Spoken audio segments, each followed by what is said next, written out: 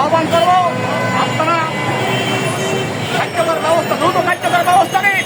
ইসরায়েলের যুদ্ধকে বন্ধ করার জন্য আপনারা ব্যবস্থা নিন। আপনারা নাইলে আপনারা জবাবদিহি করতে হবে। আজকে জাতিসংঘ শুধু একটা নামের সংঘ, এটা মুসলিমকে নিধনের সংঘ এখন পরিণত হয়েছে।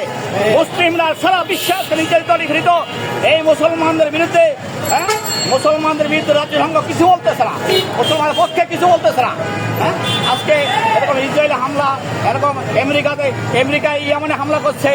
আমরা মুসলমান হিসেবে সারা মুসলিমের প্রতি আহ্বান জানাচ্ছি, আমরা ঐক্যবদ্ধভাবে প্রতিবাদ জানাবো এবং ইসরায়েলে যত পণ্য আছে আমরা বয়কট করবো।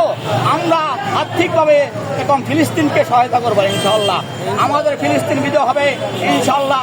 আমরা দোয়া করবো, আমরা প্রত্যেক মুসলিম আমরা দোয়া করব এবং আমরা ইসরায়েলি পণ্যকে বাস্তবে আমরা এগুলোকে বয়কট করবো।